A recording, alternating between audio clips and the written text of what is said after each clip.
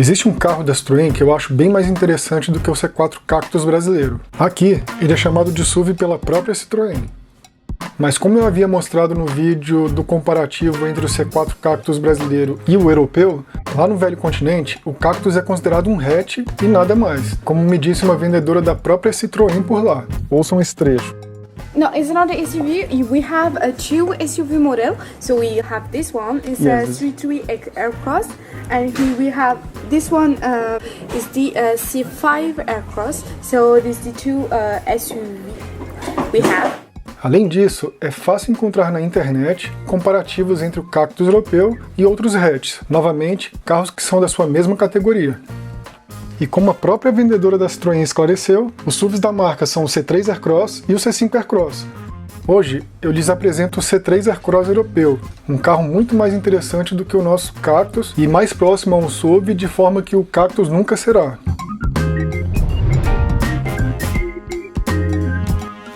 O nome C3 Aircross surgiu no Brasil em 2010 e eu estava presente no lançamento do carro.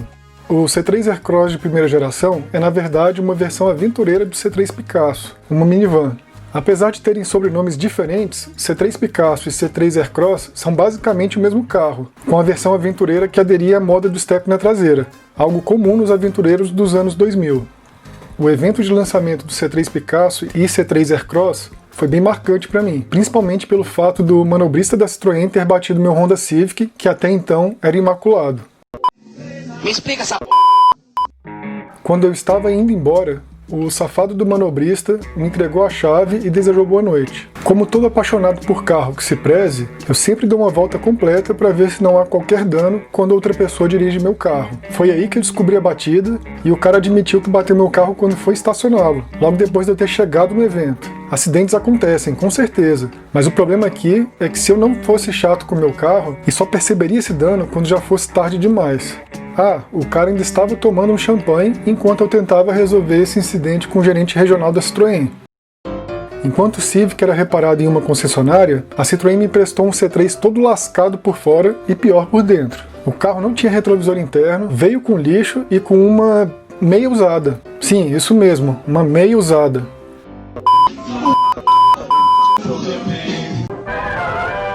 Mas do que a gente estava falando mesmo? Ah sim, do C3 Aircross. O nosso C3 Picasso e C3 Aircross era uma versão bastante simplificada do C3 Picasso europeu, que tinha um interior mais luxuoso. De qualquer forma, foi mérito da Citroën do Brasil em enxergar esse nicho de carros aventureiros ou pseudo-SUVs, bem antes desse segmento virar febre mundial alguns anos depois. O C3 Aircross de primeira geração nunca foi um campeão de vendas por aqui, mas tem seu público cativo, o que garantiu a existência desse carro até hoje no nosso mercado, 10 anos depois do seu lançamento. A Citroën da Europa gostou tanto do resultado do trabalho da Citroën brasileira que em 2017 chegava à Europa a segunda geração do C3 Aircross. E nesse vídeo eu vou te mostrar porque ele era uma opção bem melhor do que o C4 Cactus que é vendido por aqui. Chegou a hora da gente conhecer esse carro em detalhes. Então esse é o C3 Aircross europeu, nesse caso na versão Rip Curl, e essa versão foi criada a partir de uma associação da Citroën com a marca australiana Rip Curl. A frente é bem bonita e suas linhas gerais lembram um pouco as do C4 Cactus, mas ele lembra principalmente as linhas do C3 de terceira geração, que eu mostrei aqui em outro vídeo. Eu vou deixar o link para vocês conferirem esse carro. A lateral guarda semelhanças com a lateral do nosso Aircross de primeira geração, mas vocês podem perceber que o carro adotou um formato geral mais parecido com um SUV do que com uma minivan. A traseira é bonita e nesse caso ela conta com suporte para bicicletas vendida pela própria Citroën, já adaptada para esse carro. As lanternas traseiras são as mesmas do hatchback C3 de terceira geração, só que aqui, em uma olhada rápida, elas parecem ser ligeiramente diferentes por causa desse prolongamento na tampa traseira. O porta-malas conta com bons 410 litros de capacidade, um dos maiores porta-malas da categoria na Europa, e pode chegar até a 520 litros se você deslizar o banco para frente, recurso que também está presente no T-Cross europeu, mas que não foi disponibilizado para nós. Caso você queira saber mais sobre isso, é só conferir o vídeo que eu fiz comparando o T-Cross nacional com o T-Cross europeu. Eu vou deixar o link para esse vídeo na descrição. Agora vamos dar uma olhada no interior. O curioso é que as portas contam com os mesmos 9 detalhes em baixo relevo que nós temos tanto no C4 Cactus europeu quanto no C4 Cactus brasileiro. A porta é de plástico rígido, como vocês podem ver. Temos aqui um tecido mais rústico, o alto-falante, bom porta-objetos na porta. Vamos entrar para ver como é que é lá dentro. O painel é bastante interessante. Nós temos tecido na parte superior do painel. Aqui atrás é um plástico rígido padrão. Vocês podem ver a textura. Aquele plástico rígido ordinário, no sentido de ser padrão. Volante bonito. O painel de instrumentos é bonito, ele segue um padrão um pouco diferente do que nós estamos acostumados, né, a ver nos carros da Citroën, mas é bem interessante. Esse painel de instrumentos lembra vagamente o painel de instrumentos dos Fiat mais antigos, né, do Fiat Punto, Palio, onde nós tínhamos o computador de bordo central, o velocímetro e o tacômetro, e aqui em cima o medidor de temperatura e de combustível. Nesse local fica o projetor de informações, ou Head-Up Display, caso você opte por esse opcional. As saídas de ar laterais são posicionadas de forma vertical, enquanto as saídas de ar centrais são posicionadas de forma horizontal. A multimídia é bastante semelhante à que nós temos nos carros da Citroën no Brasil, pelo lado bom e pelo lado ruim. O lado ruim é que os comandos do ar-condicionado também ficam na tela, né? Isso é uma coisa que a Citroën poderia abolir e voltar com os comandos de ventilação separados. Aqui nós temos o mesmo comando de seleção de terrenos que nós temos no nosso C4 Cactus. Aqui nós temos o assistente de descida em rampa. Logo abaixo nós temos uma tomada de 12 volts padrão, uma entrada USB padrão também. Essa versão aqui conta com câmbio manual de 6 marchas, mas existem versões com câmbio manual de 5 marchas e um câmbio automático de 6 velocidades. Aqui nós temos o mesmo freio de mão de mancha presente no nosso Peugeot 2008. Na minha opinião ele é muito bonito, mas ele não é tão prático, né? Já que o mais natural é o freio de mão tradicional, né? Com pegada tradicional. Esse aqui, no caso, a forma acabou ganhando da função, então ele é um pouco pior para você usar, mas é um freio de mão bonito, né? Esteticamente agradável. Os bancos são muito parecidos com o banco do C4 Cactus, ou seja, são bancos confortáveis, eles parecem poltrona. Aqui nós temos a regulagem de altura do volante, que é um item ausente no C4 Cactus.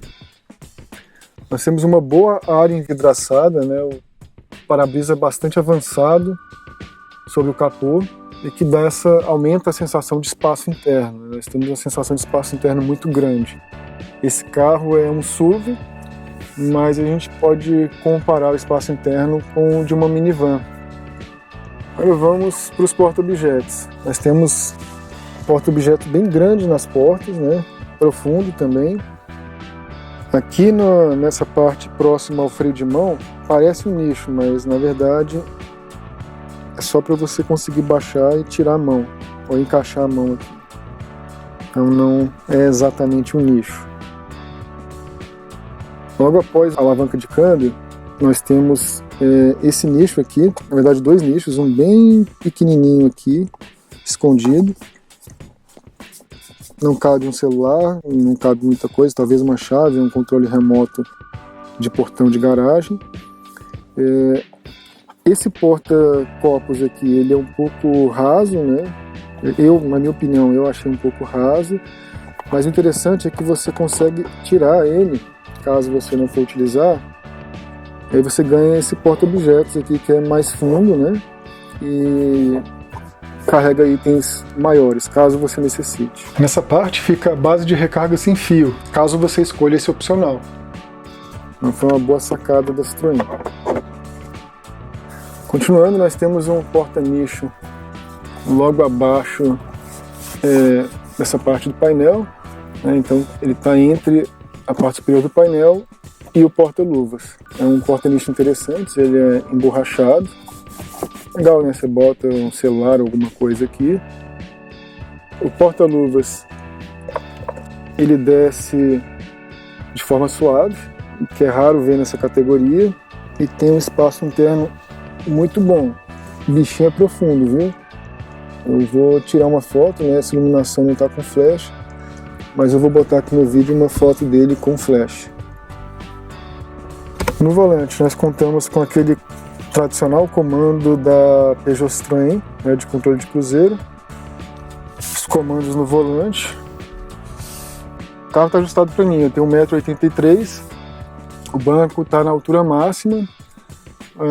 Não fica tão confortável aqui no teto por causa desse bonito teto panorâmico. Então, para eu achar minha posição ideal de dirigir nesse carro, eu teria que baixar o banco para mais ou menos essa altura.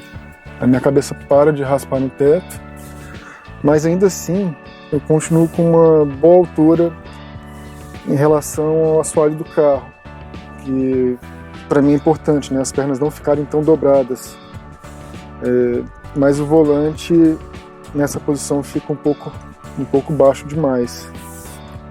O ideal seria que ele levantasse mais um pouco. Mas é claro, eu dirijo de uma forma fora do tradicional. Geralmente quem tem uma altura semelhante à minha, né, 1,80 m, 1,83 m, dirige com um banco mais baixo, né? Eu, por uma questão de necessidade, dirijo com um banco mais alto. Então, assim, vai atender as pessoas que dirigem da forma tradicional. Esse acabamento plástico aqui, ele segue por todo o arco da porta, né, um arco superior da porta, e vai até mais ou menos aqui. Então, ele cobre todo o metal que estaria exposto, né, da porta. É um detalhezinho bobo, mas é um detalhe que eu acho legal.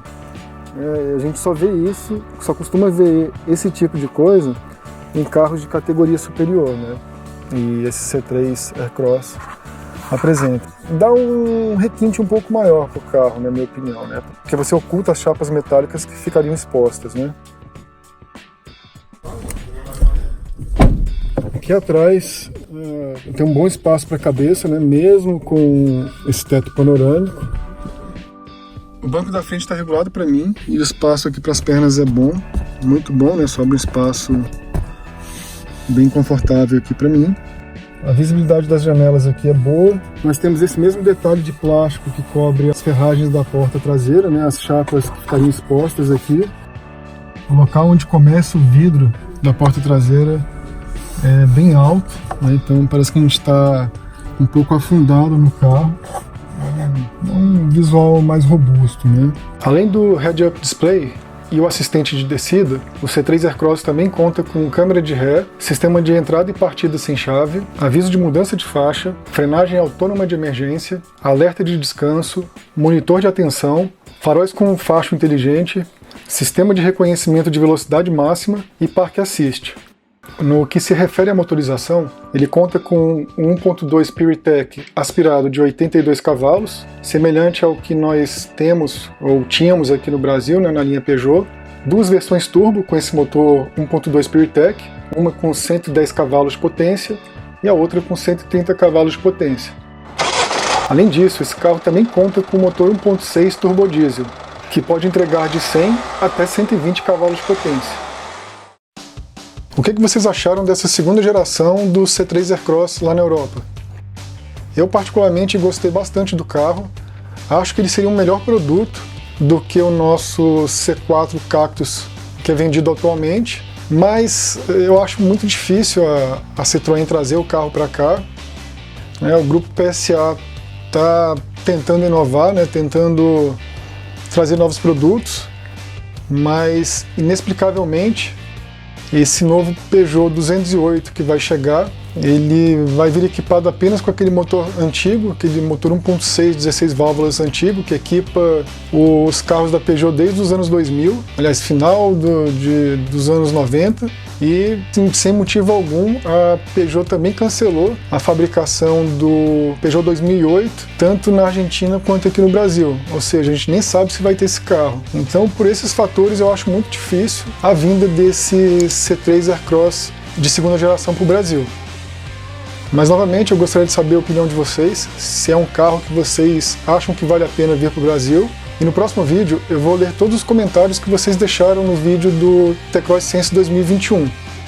Então aguardo vocês lá, um abraço e até o próximo vídeo. Tchau pessoal!